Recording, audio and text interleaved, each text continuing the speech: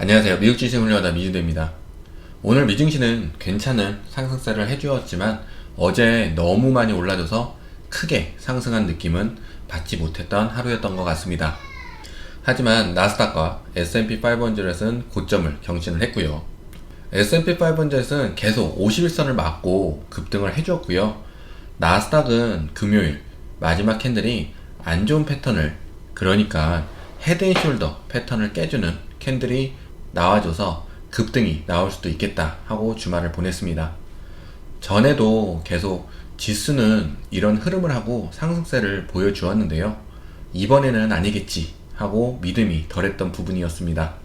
이유는 전에 말씀드렸듯이 증시가 올라가기엔 모멘텀이 필요했는데 모멘텀이 너무 없고 잭슨홀 미팅은 다가오고 잭슨홀 미팅에서 테이퍼링 시그널을 주면서 그래도 이번 해에는 할 수 있겠다는 이야기가 흘러나오는 시점에서 하루 정도는 눌림을 줄 수 있겠다. 그러면 지수들이나 빅테크, 우량주 쪽으로 더 매수를 하고 가면 좋겠다 생각이 들어서 기다리고 있었습니다.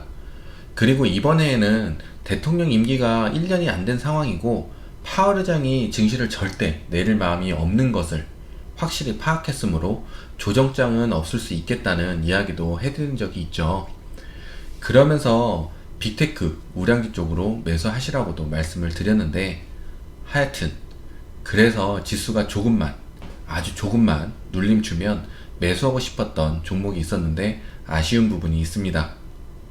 당연히 급등할 수 있었던 부분 중에 하나는 카플란, 달라스 연은 총재가 델타 변이로 조기 테이퍼링의 의견을 바꿀 수도 있을 것 같다는 이야기 나오고 델타 변이로 경제 성장이 둔화될 수 있다는 이야기가 나오면서 이 사람은 매파인데 매파적인 사람이 반대적인 이야기를 하니 급등이 나오는 모습을 보여준 듯 보입니다. 이번에는 카플란 델라스 연은 총재가 증시를 살렸다 봐도 될 듯 합니다. 사실 차트상은 이번에는 진짜 하락은 한번 하고 가야지, 큰 하락이나 조정 말고요, 그냥 큰 눌림 정도는 주고 가야지 그냥 올려버리면 주가 조작이다 라고 생각이 들 정도였습니다. 솔직히 개인적으로는 펠로시와 주위 사람들 수익 좀 더 챙겨주고 자신의 수익도 생각해서 갑자기 말을 바꾼 게 아닌가 하는 생각도 듭니다. 테이퍼링 해야 한다고 한 지가 얼마 지나지도 않았는데 갑자기 말을 바꾸고 경제의 흐름을 읽지도 않고 무조건 테이퍼링을 하자고 한 것도 아닌데 무능력함으로 그냥 막 던진 건 아닐 텐데 말이에요. 그냥 우스갯소리를 해본 부분이고요. 지금 미국의 의원들이 주식 매매하는 것에 대해서 많이 화가 나 있기도 합니다.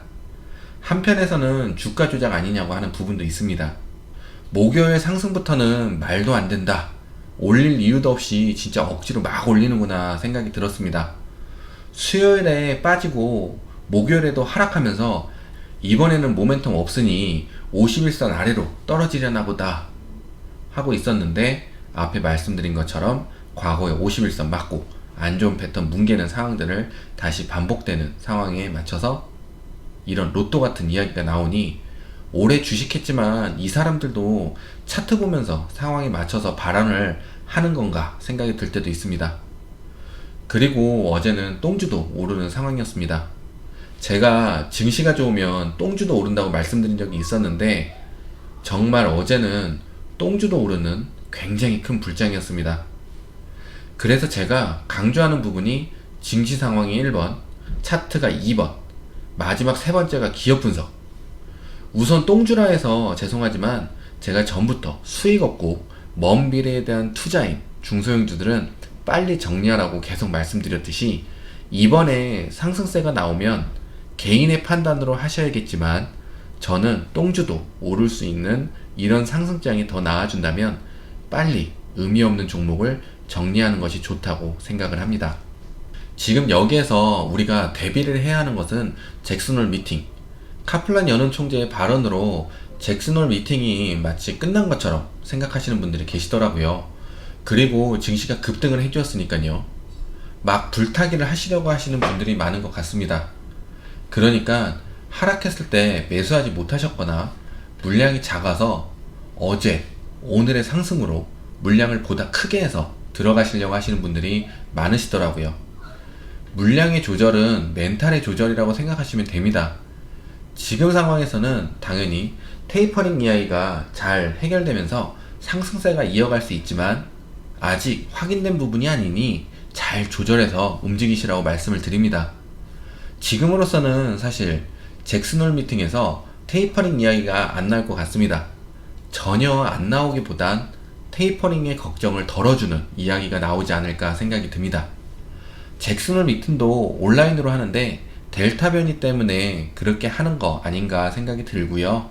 부동산 가격 상승은 계속 이루어지고 있지만 제조업이나 서비스 PMI가 예상치보다 둔화된 것으로 안 좋은 지표가 나오고 고용은 늘어나고 있지만 아직 실업률이 높으니 당연히 테이퍼링은 하기 힘든 상황입니다. 델타 변이의 상황으로 테이퍼링이 미뤄질 수 있다는 이야기가 결국 델타 변이가 계속 증시를 올리는 것과 같은 우픈 상황이긴 합니다. 잭슨홀 미팅이 어떻게 해석이 될 거냐에 또 중점을 두어야겠지만 제가 상담해드린 분들에게는 우선 조정장은 생각하지 마시고 자신있게 매수를 하시라고 말씀을 드립니다. 대신에 물량을 조절해서요. 그리고 만약 조정장이 오더라도 그때에 맞춰서 대비하면 되니까 걱정을 하지 마시라고 말씀을 드립니다. 이번에 엔비디아 187불에 매수했다고 말씀드렸는데요. 근데 제가 소량 탓이라고 말씀드렸습니다. 앞에 말씀드렸듯이 차트는 급등이 나올 수 있지만 모멘텀의 없기에 조금 조심하고 지나가려 했습니다. 하지만 하락이 무서워서 매수 못하면 너무 아쉬울 듯 해서 더 내려오면 좋고 하는 마음으로 매수를 하였습니다. 그리고 당연히 저의 아이 계좌에도 매수를 해놨고요.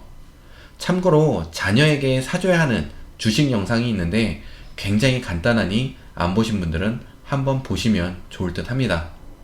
다시 돌아와서 구더기 무서워서 장 못 담그면 안 되기 때문에 이런 플랜을 가지고 매수를 하고 앞에 다가올 상황에 대비해서 맞춰서 움직이시면 됩니다.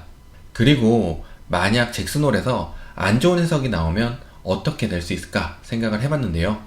대통령 임기 1년 안 됐고 파월 의장은 증시를 내릴 마음이 없으니 조정은 없지만 우선 증시는 반응을 해줘야 하기에 여지껏 횡보로 힘들었던 자리까지는 다시 올 수 있을 거라 생각이 듭니다.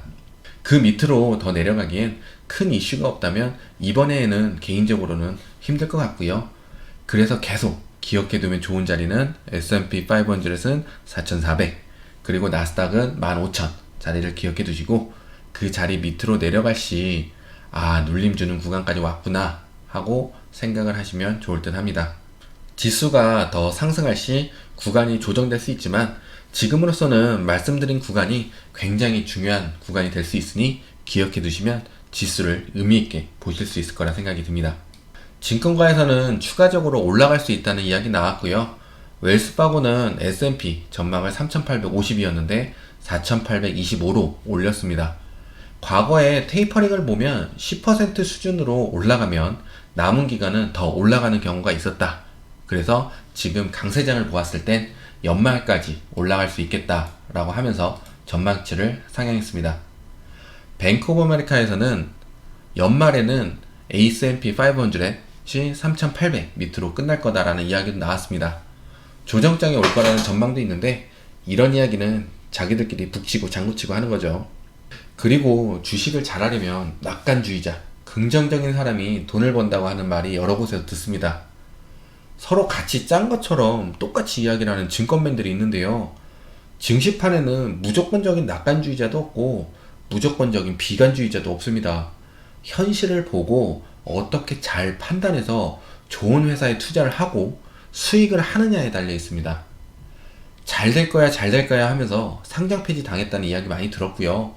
주위에서 잘 될 거야 잘 될 거야 하면서 흔히들 다들 아시는 종목에 상당 투자했다가 지금 빅테크, 우량주, AMD, 엔비디아 살 걸 하면서 한탄하는 사람도 많습니다. 어디 가서 낙관주의자, 긍정적인 사람이 돈을 번다는 이야기는 안 들었으면 좋겠습니다. 그리고 스윙 트레이딩이나 단타 트레이딩을 하는 것도 아닌데 어떻게 장기 투자를 하고 수익을 내서 경제적 자유를 얻어서 은퇴를 했다고 하는지 그 부분도 고개를 갸우뚱하게 합니다. 누구를 비판한다기보단 저도 장기 투자하시는 분들이 돈 벌고 있다, 자신들은 부자다 해서 저는 그걸로 차도 사고 집도 사고 할 수 있는 듯 보여서 주식 시작했습니다.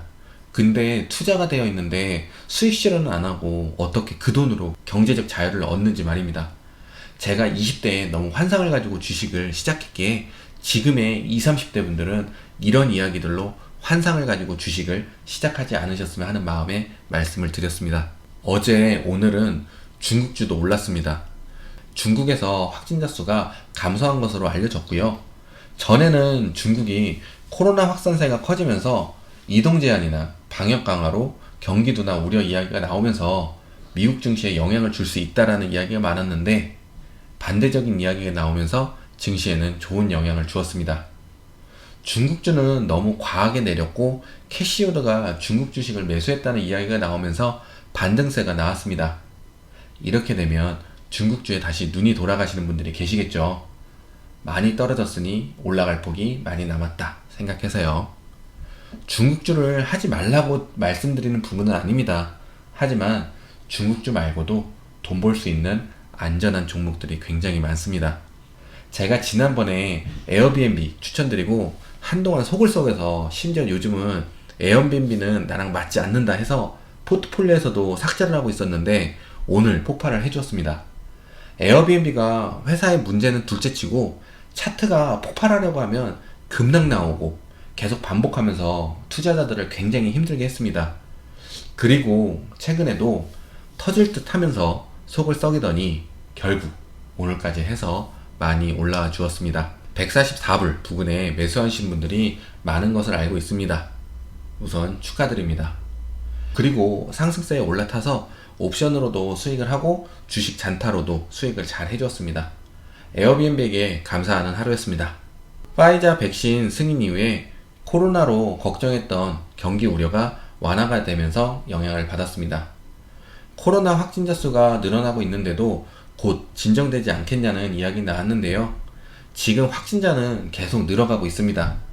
하지만 뉴스가 코로나 백신에 더 포커스를 하고 있고 코로나에 대해서는 이야기가 많이 나오고 있지는 않고 있습니다. 개인적으로 이 분위기가 계속 이어져 갔으면 좋겠습니다. 코로나로 인해 다시 문제가 생긴다면 증시에는 정말 큰 문제가 생길 수 있으니까요. 우선 증시는 많이 올랐으니 잠시 쉬었다가는 장도 나올 수 있고 잭슨홀 미팅을 앞두고 눈치 보는 장이 나올 수 있겠습니다. 하지만 오늘도 역시 걱정하지 마시라고 말씀드리면서 영상 마치겠습니다. 모두 좋은 하루 보내시고 부자 되세요. 감사합니다.